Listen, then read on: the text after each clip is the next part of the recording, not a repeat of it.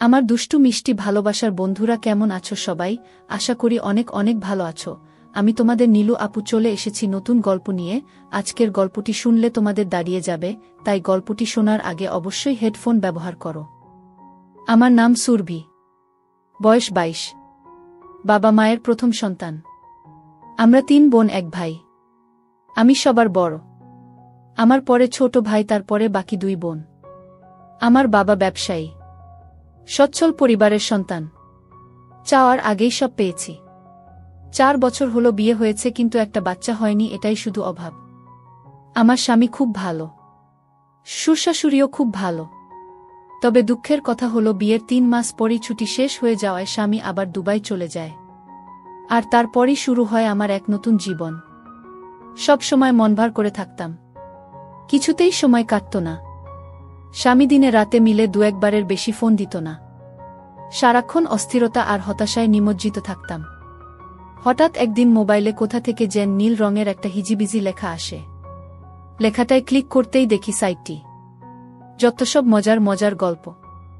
মায়ের সাথে ছেলে, ছেলের সাথে মা, মামির সাথে ভাগ্নে, ভাগ্নের সাথে মামি, এরকম অনেক মজার মজার গল্প। প্রথম 2টা গল্প পড়ে ঘিন ঘিন লাগলেও পরে খুব মজা পাইলাম। তারপর ধীরে ধীরে বাংলা গল্প পড়ার অভ্যাস হয়ে গেল। সারাদিন শ্বশুরশাশুড়ির সেবায়ত্ন, ঘর সংসার সামলানো, নিয়ম করে স্বামীর সাথে মোবাইলে কথা বলা, আর রাতে শুয়ে শুয়ে কি হিডেন গল্প ওয়ার্ল্ড কো এ বাংলা গল্প পড়ে বাড়ির নিজস্ব গাছের কালো বেগুন দিয়ে শান্ত এখন আমার নিত্যদিনের কাজ। গল্প পড়তে পড়তে মনটাও ভিতরে ভিতরে চুট্টি হয়ে গেল। রাতে মাঝে মাঝে মনে হতো রাস্তা থেকে কোনো ছেলেকে ঘরে ডেকে এনে আমার নরম জায়গাটা নেই। এভাবে গল্প পড়ে সময় কাটানোর কিছুদিন পর হঠাৎ একদিন আমার জীবনে এলো এক সুপুরুষ। হাসি আর ঠাট্টার ছলে নিজের অজান্তেই জড়িয়ে পড়ি। বিশ্বাস করেন আর না করেন, এখন আমার কাছে সারা পৃথিবী একদিকে আর অন্যদিকে আমার প্রেম। বৈধ বলেন আর অবৈধ বলেন, আমি আমার জানুকে ছাড়া বাঁচব না। আমার মতো রক্ষণশীল পরিবারের সহজ সরল একটা মেয়ে কিভাবে এমন সিরিয়াস জড়িয়ে গেলাম, সেই গল্পটাই আজ আপনাদের সাথে মন খুলে বলবো। তাহলে শুরু করা যাক। তবে কোথা থেকে শুরু করব ভেবে পাচ্ছি না। আরেকটা কথা বলে নেই, আমার কিন্তু লেখালেখির অভ্যাস নেই। বাংলা গল্প পড়ে যতটুকু শিখেছি সেই অভিজ্ঞতা থেকেই লিখছি। সব সময় অন্যের লেখা পড়ি, তাই ভাবলাম আজ নিজের একটা গল্প সবার সাথে শেয়ার করি। গল্পের নায়ক বলেন আর খলনায়ক, তার নাম নিলয়। নিলয় আমার স্বামীর আপন একমাত্র বড় বোনের একমাত্র ছেলে। মানে সম্পর্কে সে আমার ভাগ্নে হয়। নিলয় খুব শান্তশিষ্ট স্বভাবের ছেলে। বিয়ের সময় তাকে একবার দেখেছিলাম। ভালোমতো কথাও হয়নি তখন। নিলয় তখন এসএসসি পরীক্ষার্থী। পড়াশোনার চাপে মামার বিয়েটায় ঠিকমতো বেড়াতে পারেনি। নিলয়দের বাড়ি গ্রামের দিকে। তাই এসএসসি পরীক্ষায় পাশ করার পর নিলয় আমাদের বাড়িতে, আমার শ্বশুর বাড়ি থেকেই পড়াশোনা করত। আমাদের বাড়ি থেকে নিলয় যেই কলেজটায় ভর্তি হয়েছে তার দূরত্ব ছিল মাত্র 15 মিনিটের। নিলয় প্রতিদিন সাইকেলে চড়ে কলেজে যেত। আমার শ্বশুর বাড়িতে ঘর ছিল মাত্র একটি। তবে নিলয়ের পড়ালেখার কথা চিন্তা করে বড় ঘরটার পাশে ছোট একটা পড়ার ঘর তৈরি করে দেয়া হয়েছিল। ঘরটায় চেয়ার টেবিল সহ একটা খাটিয়াও ছিল। তবে রাতে নিলয় বড় ঘরটার একটা রুমে থাকত। আমাদের বড় ঘরটায় 3টা রুম। একটা রুমে আমি আর আরেকটা রুমে আমার শ্বশুর-শাশুড়ি থাকত। মাঝখানের রুমটা অবশ্য ফাঁকা ছিল। তবে নিলয় আসার পর মাঝখানের রুমটায় একটা খাট বসানো হয় এবং নিলয় মাঝখানের রুমটাই থাকে। রাতে পড়া শেষ করে এসে মাঝখানের রুমটায় ঘুমায়। নিলয় খুব মেধাবী। এসএসসিতে সে A+ পেয়েছে। নিলয় কথাবার্তা খুব কম বলে। প্রয়োজন ছাড়া কারো সাথে কথা বলে না, এমনকি তার নানা নানির সাথেও না। আর আমার দিকে তো ঠিকমতো তাকাই না। আমার শ্বশুর-শাশুড়ি বয়স্ক মানুষ, সারাক্ষণ ঘরেই থাকেন। শ্বশুর চশমা ছাড়া ঠিকমতো দেখেনি না। আর শাশুড়ি হাতির মতো মোটা শরীর নিয়ে নড়তেই পারে না। সারাক্ষণ বিছানায় শুয়ে শুয়ে পান চিবায়। শ্বশুর দিনের বেলায় এদিকে সেদিক গেলেও শাশুড়িকে আজ পর্যন্ত ঘরের বাহিরে যেতে দেখি নাই। সে যাই হোক, নিলয় আমাদের বাড়িতে এসেছে 15 দিন হল। এখন অবধি আমার সাথে ঠিকমতো কথাই বলেনি। আমাকে খুব লজ্জা পায়। আমি আর নিলয় একসাথেই খাওয়া দাওয়া করি। শ্বশুর-শাশুড়ির খাবার তাদের বিছানার উপর দিয়ে আসি আর আমি নিলয় একসাথে খাই। নিলয় বাড়িতে আসার পর আমার ওই গল্প পড়াটা আর হচ্ছে না। কারণ পড়া শেষ করে এসে কখন ডাক দিয়ে বলবে, মামি দরজা খোলো। তাই সারাক্ষণ তার অপেক্ষায় থাকতাম। সে খুব পড়ত। রাতে 10টার আগে খেতে আসত না। মাঝে মধ্যে তো 11টা-12টা অবধি পড়ত। আমি প্রায়ই ঘুমিয়ে যেতাম। নিলয় তখন সামনের দরজায় ডাক দিয়ে না পেয়ে ঘরের বাম সাইটের দরজায় এসে ডাকত। অর্থাৎ আমি যেই রুমটায় ঘুমাতাম ঠিক ওই রুমটার বাহিরের দরজার দিকে এসে ডাকত। তখন আমি লাফিয়ে উঠে গিয়ে দরজা খুলতাম। একদিন নিলয় অনেক রাত্র অবধি পড়ল। তা প্রায় রাত 12টা কি 12:30 হবে। আমি তো ঘুমে অস্থির। নিলয় এসে প্রায় 10-15 মিনিট ডাকাডাকি করেও আমাকে জাগাতে পারছিল না। উপায় না পেয়ে সে রান্নাঘর থেকে মাছ ধরার ছিপ দিয়ে জানালার ফাঁক দিয়ে আমার গুতা মারল। আমি লাফিয়ে উঠলাম। তারপর গিয়ে দরজা খুলে দিলাম। আমি ভাত খাওয়ার জন্য বাসন পরিষ্কার করতে চাইলে নিলয় বলল, নিলয় মামি, আমি ভাত খাবো না, তুমি শুয়ে পড়ো। আমি, কেন? ভাত খাবে না কেন? ভাত না খেয়ে কেউ রাতে ঘুমায়? নিলয়, না, তোমার চোখে অনেক ঘুম। এমনিতেই তোমাকে রোজ রাত জাগিয়ে কষ্ট দেই, আজ অনেক রাত হয়েছে। এবার তুমি শুয়ে পড়ো, আমি সকালে উঠে খাবো। আমার কোনো সমস্যা নেই। তোমার যতক্ষণ মন চায় পড়ে এসো। মাঝে মধ্যে চোখটা একটু লেগে যায় আর কি। নিলয়, আমার জন্য তুমি শুধু শুধু জেগে থাকবে কেন? কাল থেকে আমি পড়ার ঘরটাই ঘুমাবো, আর নানা নানিকে যখন খাবার দাও তখন আমাকেও ডাক দিও, ওই সময় আমিও খেয়ে নেব। সন্ধ্যা রাতে খেয়ে নিলে রাত জেগে পড়তে পড়তে ক্ষুধা লাগবে না? তখন কি খাবে? আর তাছাড়া এত বড় ঘর থাকতে তুমি ওই ঘরে ঘুমাবে কেন? আমি কি কখনো বলেছি তোমার জন্য আমার সমস্যা হচ্ছে? তুমি কি বাহিরের কেউ? তুমি তো আমাদের নিজেদের মানুষ। তোমার জন্য এইটুকু করতে পারবো না? নিলয়, ঠিক আছে মামি। অনেক রাত হয়েছে, এবার ঘুমাও, এই ব্যাপারে সকালে তোমার সাথে আলাপ করব। এটা বলেই নিলয় সোজা তার বিছায় গিয়ে শুয়ে পড়ল। আর আমিও আমার রুমে চলে আসলাম। তবে আর যাই হোক, আজ প্রথম নিলয় আমার সাথে এত কথা বলেছে, কিন্তু একবারও আমার চোখের দিকে তাকায়নি।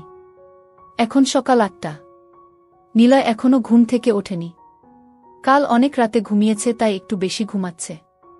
এমনিতে প্রতিদিন সকাল 7টার সময় ঘুম থেকে উঠে উঠোনে হাঁটাহাঁটি করে। নিলয়কে কখনো সকালে পড়তে দেখিনি। নিলয়কে ডাক দিতে হবে, কারণ 10টায় ক্লাস আছে। তাই নিলয়কে ডাক দিলাম।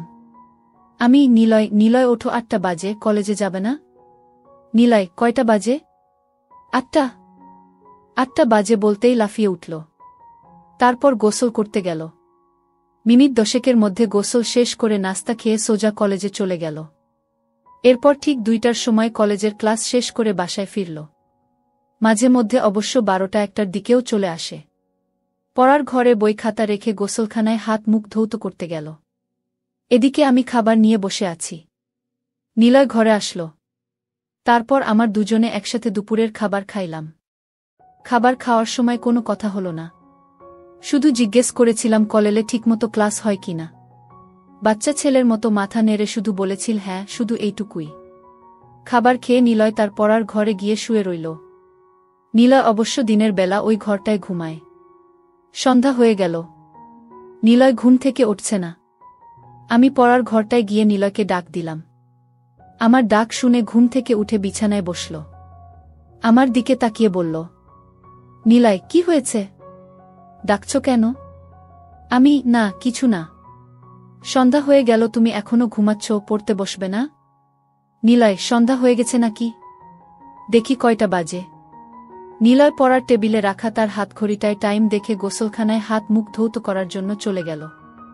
আমি তার পড়ার ঘরটাই বসে রইলাম। হাত মুখ ধৌত করে নিলয় পড়ার ঘরে আসলো। আমার দিকে তাকিয়ে বলল, নিলয়, তুমি এখনো এখানে কি করো? রান্নার কাজ শেষ? সেই কখন। কেন, ক্ষুধা লাগছে নাকি? নিলয়, আরে না, কি যে বলো, এই সন্ধ্যার সময় ক্ষুধা লাগে নাকি? তবে চা হলে ভালো হতো। চা পাতা মনে হয় ঘরে নেই। কাল থেকে তোমাকে চা করে দেব, ঠিক আছে? নিলয়, ঠিক আছে। এখন যাও, আমি পড়তে বসব।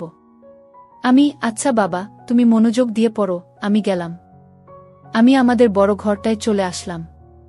ঘণ্টা 2 পরে শ্বশুরশাশুড়িকে রাতের খাবার দিলাম। শ্বশুরশাশুড়ি খাচ্ছে। আমি পাশেই বসে আছি। হঠাৎ শ্বশুর বলল, বৌমা, নিলয় ঠিকমতো পড়ালেখা করে তো? তুমি একটু খেয়াল রেখো।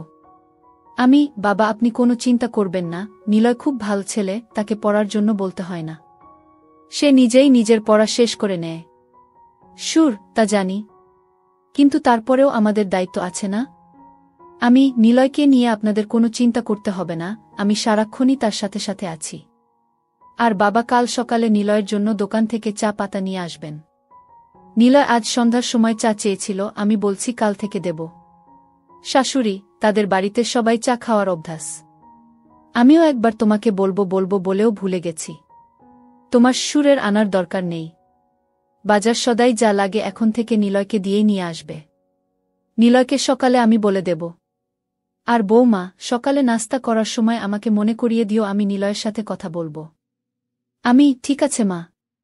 আমি তাদের খাওয়া শেষ হওয়া অবধি বসে রইলাম। খাওয়া শেষে বাসনপত্র গুছিয়ে আমার রুমে গিয়ে মোবাইলে বাড়িতে মায়ের সাথে কথা বললাম। কথা বলতে বলতে রাত প্রায় 10টা হয়ে গেল। এবার দেখি নিলয় কি করছে। আমি দরজা খুলে নিলয়ের পড়ার ঘরের কাছে গেলাম।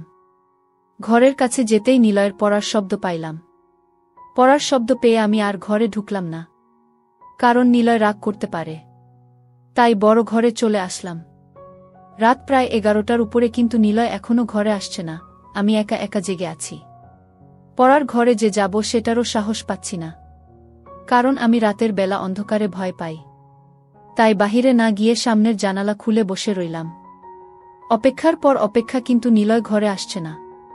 পড়ার ঘরে না হয় ঘুমাবে, কিন্তু খেতে আসবে তো? আমার কিচ্ছু ভাল লাগছে না। কি করব ভেবে পাচ্ছি না। সুরকে ডাকবো নাকি ডাকবো না তাও বুঝতে পারছি না। এভাবে অপেক্ষা করতে করতে রাত প্রায় 12:30 বেজে গেল।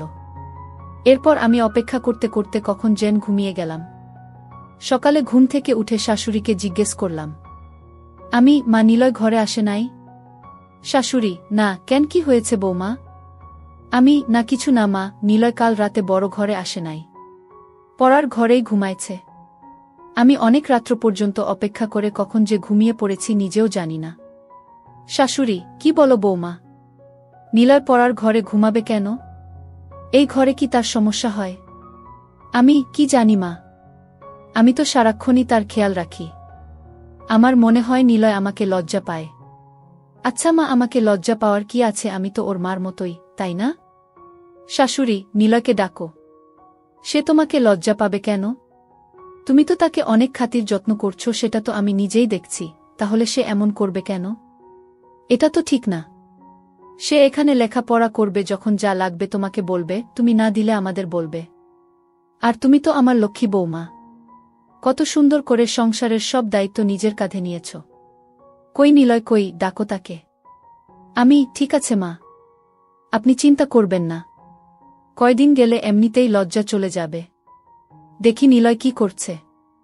এখনো ঘুম থেকে কেন উঠছে না? 8টার উপরে বাজে। কলেজের সময় হয়ে যাচ্ছে না? আমি শাশুড়ির সাথে কথা বলে নিলয়ের পড়ার ঘরে গেলাম। এখনো দরজা বন্ধ। তার মানে নিলয়ের ঘুম ভাঙ্গেনি। আমি দরজায় টোকা মেরে নিলয় নিলয় বলে ডাকতে লাগলাম। নিলয়ের কোনো সাড়া শব্দ নেই। অনেকক্ষণ ধরে ডাকছি, কিন্তু তার কোনো হুঁশই নেই। ঘরটায় আবার কোন জানালাও নেই যে তাকে জানালার পাশে গিয়ে ডাকি। পুরো ঘরটায় একটাই দরজা। যাই হোক, এবার জোরে জোরে দরজায় থাপ্পড় মারতে থাকলাম। প্রায় 15-20 মিনিট ডাকাডাকির পর নিলয় দরজা খুলল। দরজা খুলেই আবার বিছানায় গিয়ে শুয়ে পড়ল। আমি বুঝতে পারলাম না ঘুমে কাতরাচ্ছে নাকি অসুস্থ হয়ে পড়ল। আমি ঘরে ঢুকে তার মাথায় হাত দিলাম। হাত দিতেই দেখি শরীরে প্রচণ্ড জ্বর। শরীরটা যেন পুড়ে যাচ্ছে। আমি ভয় পেয়ে গেলাম। দৌড়ে বড় ঘরে এসে শাশুড়িকে বললাম। শাশুড়ি তো আবার সুন্দরবনের হাতি, চলাফেরা করতে পারে না। তাই আমাকে বলল, বৌমা, নিলয়ের শরীরটা ভিজা কাপড় দিয়ে মুছে দাও আর কপালে জলপট্টি দাও। আমি শাশুড়ির কথামতো বালতিতে পানি নিয়ে নিলয়ের শরীর থেকে কাঁথা সরিয়ে তার সারা শরীর ভিজা কাপড় দিয়ে মুছে দিলাম। তারপর কপালে জলপট্টি দিলাম। প্রায় ঘণ্টাখানি তার পাশে বসে রইলাম। এরপর আস্তে আস্তে নিলয় চোখ খুলতে লাগল। আমি তাকে ধরে উঠে বসালাম। বসানোর পর নিলয় আমাকে বলল, মামি, রাতে যখন জ্বর অনুভব করি তখন সাথে সাথে গিয়ে তোমাকে ডাক দিয়েছিলাম, কিন্তু তুমি গিয়েছিলে, তাই তোমাকে আর বেশি ডাকাডাকি করিনি। আমি বললাম, এটা কোনো কথা হলো নিলয়? তুমি অসুস্থ, একা একা এই ঘরে কেন ঘুমালে? আমার জানালায় জোরে থাপ্পড় মারতে, নয়তো বাম দিকের দরজাটায় জোরে একটা লাথিই মারতে। এভাবে একা একা কষ্ট করার কোনো মানে হয়? এভাবে 10 মিনিট কথা বলার পর নিলয় উঠে দাঁড়াল। তারপর খাট থেকে নেমে সোজা গোসলখানায় গেল। গোসলাখানা থেকে হাত মুখ ধৌত করে বড় ঘরে গেল। নিলয়কে বড় ঘরে যেতে দেখে আমিও বড় ঘরে চলে গেলাম। বড় ঘরে এসে তাকে নাস্তা দিলাম। নাস্তা করতে করতে তার শরীরের জ্বর কিছুটা কমে গেল। কলেজে যাওয়ার মতো সময় আর শরীরের কন্ডিশন কোনটাই ছিল না। তাই নিলয় আজ কলেজে গেল না, বাড়িতেই হাঁটাহাঁটি করছে। আমি রান্না করছি, হঠাৎ দেখি নিলয় আমার পেছনে দাঁড়িয়ে আছে। আমি বললাম, কি ব্যাপার, রান্না শিখবে নাকি? নিলয়, না, ভাবছি তুমি সারাদিন একা একা কত কাজ করো, সবার খেয়াল রাখো, সত্যিই তুমি খুব ভালো। কেন যে তোমার সাথে এতদিন কথা বলিনি? আমি আসলে তোমাকে লজ্জা পেতাম, তাই তোমার সামনে কম আসতাম, কম কথা বলতাম। তাছাড়া আমি মেয়েদের কাছ থেকে একটু দূরেই থাকি। আমি কেন? মেয়েদের কাছ থেকে দূরে কেন? মেয়েরা কি বাঘ না ভাল্লুক? নিলয়, আরে না, তুমিও দেখছি কলেজের মেয়েদের মতো কথা বলো। আমি কলেজে আবার মেয়ে বন্ধু নাই তো? নিলয়, আরে না, আমাদের ক্লাসের একটা মেয়ে আছে, অযথাই গায়ে পড়ে কথা বলে। আমি, তাই নাকি? তা মেয়েটার নাম কি? নিলয়, বিশ্বাস করো আমি ওর নামও জানি না, আর জানার ইচ্ছাও নাই। তাকে দেখলেই আমার প্রচণ্ড রাগ হয়। গায়ে পড়ে কথা বলা মেয়েদের আমি একদম পছন্দ করি না। আমি, তাহলে তো তুমি আমাকেও পছন্দ করো না, কারণ আমিও তো তোমার গায়ে পড়ে কথা বলি। নিলয়, তুমি কি বাহিরের মানুষ নাকি? তুমি তো আমার সাথে যখন খুশি কথা বলতে পারো। বলতে গেলে তোমার সাথে কথা না বলে আমি অপরাধ করেছি। তোমার জায়গায় অন্য কেউ হলে এতটা খেয়াল রাখত না। তুমি সত্যিই অনেক অনেক ভালো। আমি, হয়েছে, আর হাওয়া দিতে হবে না। এবার যাও, আমার মোবাইলটা দিয়ে তোমার মাকে একটা ফোন দাও। তোমার অসুখের খবর জেনে গেছে। নিলয়, মাকে আবার জানালে কেন? আমি বলিনি, তোমার নানি বলেছে। নিলয়, নানি? এই নানিকে নিয়ে আর পারলাম না, সব কিছুতেই বাড়াবাড়ি করে। নিলয় আমার রুমে চলে গেল। আমি রান্না শেষ করে গোসলখানায় গেলাম। গোসল শেষ করে শ্বশুরশাশুড়িকে দুপুরের খাবার দিয়ে আমি আর নিলয় একসাথে খাবার খাইলাম। দুপুরের খাবার শেষ করে নিলয় পড়ার ঘরে চলে গেল। আমি বাসনপত্র গুছিয়ে দেখি সে বড় ঘরে নেই। আমি নিলয়ের পড়ার ঘরে গিয়ে নিলয়কে ডাক দিয়ে বললাম, এই ঘরে ঘুমানোর দরকার নেই, বড় ঘরে আসো। আবার শরীর খারাপ করলে উঠে দাঁড়াতে পারবে না। নিলয় তখন আমার কথা আর অমান্য করল না। আমার পেছন পেছন বড় ঘরে এসে মাঝখানের রুমটার খাটে বসে রইল। আমি তাকে বললাম, নিলয়, মাঝের রুমে ঘুমাতে অসুবিধা হলে তুমি আমার রুমে গিয়ে ঘুমাও। আমি দুপুরে বেশি ঘুমাই না, তুমি যাও আমার রুমে গিয়ে ঘুমাও। আসলে মাঝের রুমটা একটু খোলা মেলাতো, তাই নিলয় এখানে ঘুমাতে স্বাচ্ছন্দ্য বোধ করে না। তারপর নিলয় আমার কথামতো আমার রুমটায় গিয়ে শুয়ে পড়ল। এদিকে শাশুড়ি ডাকছে পান খাবে, চুনের কৌটা খুঁজে পাচ্ছে না। চুনের কৌটা দিতেই শাশুড়ি জিজ্ঞেস করল, নিলয় কোথায়? আমি বললাম, মা, নিলয় আমার রুমে ঘুমাচ্ছে, পড়ার ঘরে গিয়ে শুইছিল, আমিই নিয়ে এসেছি। বলা তো যায় না, আবার কখন শরীরটা খারাপ করে বসে, আর মাঝের রুমটায় নিলয় ঘুমাতে পছন্দ করে না। এজন্য আমিই বলেছি আমার রুমে গিয়ে ঘুমাতে।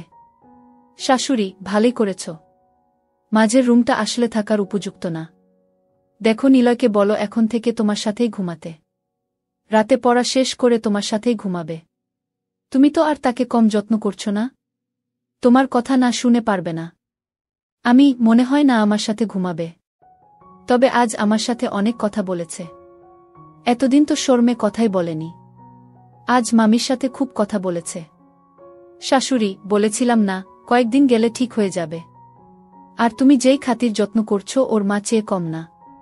আমি, কি বলেন মা, নিলয় তো আমাদের ছেলের মতোই।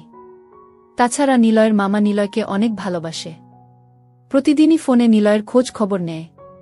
নিলয়কে কি আমি যত্ন না করে পারি? শাশুড়ি, না রে মা, তোর মতো বউ পাওয়া ভাগ্যের ব্যাপার। এই বলে শাশুড়ি প্রায় কেঁদে দিল। আমি চলে আসলাম আমার রুমে। এসে দেখি নিলয় ঘুমায়নি, মোবাইলে গেমস খেলতাছে। আমি বললাম, গেমস খেলার দরকার নেই, রাতে জ্বরের জন্য ভালোমতো ঘুমাতে পারোনি, এখন একটু ঘুমাও। নিলয়, তুমি কি করবে? তুমি ঘুমাবে না? আমি, না, আমি ঘুমাবো না। আর ঘুমালেও সমস্যা নেই, খাট তো আর ছোট না, তোমার পেছনে শুয়ে পড়ব। নিলয়, কি বলো? আমি কারো সাথে ঘুমাই না। আমি একা একা ঘুমাতেই পছন্দ করি। তাছাড়া আমার ঘুমের স্টাইল ভালো না, ঘুমের মধ্যে হাত পা কখন কোথায় যায় নিজেও জানি না। আমি হেসে বললাম, হাত পা আর কোথায় যাবে? এই রুম ছেড়ে তো আর যাবে না। নিলয়, তুমি তো দারুণ কথা জানো। হাসতে হাসতে, তুমি খুব মজার মানুষ। তোমার মনটা অনেক ভালো। আমি এত ভালো ভালো বলা লাগবে না, এবার ঘুমানোর চেষ্টা করো। তোমার অমত থাকলে আমি মাঝের রুমে গিয়ে ঘুমাই। নিলয়, না না, সমস্যা নেই। আমার চোখে এত ঘুম নেই এখন। তুমি সারাক্ষণ কাজকর্ম করো, তোমার এখন একটু বিশ্রাম দরকার। তুমি ঘুমাও, আমি সাইলেন্স মুডে তোমার মোবাইলটায় একটু গেমস খেলি। আচ্ছা, তুমি গেমস খেলো, আমি ঘণ্টাখানি ঘুমাই। এই বলে আমি ঘুমিয়ে পড়লাম। ঘুম থেকে উঠে দেখি নিলয় নেই। ঘরের বাহিরে গিয়ে দেখি উঠানে হাঁটতাছে। সন্ধ্যাও ঘনিয়ে আসছে। এর মধ্যে আমি রান্না ঘরে গিয়ে নিলয়ের জন্য নুডলস বানালাম। নিলয় নুডলস দেখে খুব খুশি। তারপর নুডলস খেয়ে পড়ার ঘরে গিয়ে পড়তে বসল। ঘণ্টাখানি পড়ার পর আমি গিয়ে তাকে নিয়ে আসলাম। বললাম, আজ আর এত পড়ার দরকার নেই। শরীর ভাল হলে কাল থেকে আবার পড়া শুরু করবা। নিলয় আমার সাথে বড় ঘরে চলে আসলো। রাতের খাবার খেয়ে উঠার আগেই শাশুড়ি নিলয়কে ডাকল। নিলয়, নিলয়। নিলয়, আসছি নানি। কি হয়েছে? ডাকছ কেন? নিলয়ের নানি, ওই ছোট ঘরটা বানাইছি তোর পড়ার জন্য, থাকার জন্য না। মাঝের রুমটায় ঘুমাতে না পারলে তোর মামির সাথে ঘুমা। তোর মামি কি তোকে মুরব্বিদের কথা শুনতে হয়? শুধু লেখাপড়া করলে হয় না, আদব কায়দাও শিখতে হয়। নিলয়, ঠিক আছে, তুমি ঘুমাও, আমি মামির সাথেই ঘুমাবো। শাশুড়ির সাথে কথা বলে নিলয় যখন মাঝের রুমের খাটে বসল, ঠিক তখনই হঠাৎ তার শরীরটা আবার আগুনের মতো গরম হতে লাগল। শরীরটা যেন পুড়ে যাচ্ছে। নিলয় মামি মামি বলে ডাকতে লাগল। আমি আমার রুমে ছিলাম। দৌড়ে গেলাম নিলয়ের কাছে। কি হয়েছে নিলয়? নিলয়, মামি দেখো, আমার শরীরটা আবার গরম হয়ে যাচ্ছে। শরীরটা যেন কাঁপছে। ঠিক আছে বাবা, তুমি বসো, আমি তোমার শরীরটা ভিজা কাপড়ে মুছে দিচ্ছি। আমি শাশুড়িকে বললাম, মা, নিলয়ের আবার খুব জ্বর এসেছে। শরীরে আগুন ধরার অবস্থা। কি করব? শরীরটা মুছে দাও, আর দেখো তোমার শ্বশুরের ওষুধের কৌটায় প্যারাসিটামল ট্যাবলেট আছে, একটা খাইয়ে দিয়ে তোমার সাথে নিয়ে শুয়ে দাও। রাতে জ্বর না কমলে সকালে ডাক্তারের কাছে নিয়ে যাইও। আমি শাশুড়ির কথামতো তাই করলাম। আমার রুমে নিয়ে খাটে শোয়াইয়া তার সারা শরীর ভিজা কাপড় দিয়ে মুছে দিলাম। নিলয় জ্বরে খুব কাঁপছে দেখে আলমারি থেকে একটা কম্বল নামিয়ে দিলাম। আমি আর নিলয় পাশাপাশি শুয়ে রইলাম। আমি নিলয়ের মাথায় হাত বুলাতে লাগলাম। জ্বরে নিলয়ের শরীর ভূমিকম্পের মতো কাঁপছে। তার কাঁপুনি দেখে আমি তাকে ধরলাম। তারপরও যেন কাঁপুনি থামছে না। অনেকক্ষণ পর কাঁপুনিটা একটু কমেছে, এবার তার চোখে একটু ঘুমও দেখা যাচ্ছে। এদিকে আমার চোখেও ঘুম এসে গেছে। আমি নিলয়ের মাথায় হাত বুলাতে বুলাতে কখন জানি ঘুমিয়ে গেলাম। গভীর রাতে নিলয়ের জ্বর আবার বেড়ে যায়, কিন্তু আমি টের পাইনি। জ্বরের কাঁপুনিতে নিলয় আমাকে ধরে। নিলয় যখন আমাকে ধরেছিল, সম্ভবত আমার পরনের কাপড় এলোমেলো ছিল, উপর কাপড় ছিল না। নিলয় ছিল নয়া যুবক একটা ছেলে। তার ইচ্ছার বিরুদ্ধেই তার শক্ত হয়ে যায়। ধীরে ধীরে চাহিদা বেড়ে যায়। নিজেকে সামলাতে না পেরে অবশেষে সে আমার থাকে। আমি প্রথম প্রথম কোনো কিছু টের পাইনি। নিলয় যখন আমার উপর চড়ে বসল তখন আমি টের পাইলাম। কিন্তু নিলয়ের চাহিদা বুঝতে পেরে আমি আর কিচ্ছু বললাম না। জেগেও ঘুমানোর ভান করলাম। তবে একটা কথা সত্য, এতদিন আমি যাই করেছি বলেছি না কেন, আমি নিলয়কে কখনো খারাপ চোখে দেখিনি। নিলয় আসার পর আমার রুটিনই চেঞ্জ হয়ে গিয়েছিল। আমি গল্প পড়াও বন্ধ করে দিয়েছিলাম। জানি না কেন, তবে নিলয়কে নিয়ে আমার কোনো ওই মানসিকতা ছিল না। তার প্রতি আমার যতটুকু দায়িত্ব কর্তব্য ছিল আমি তার সবটুকুই পালন করার চেষ্টা করেছি।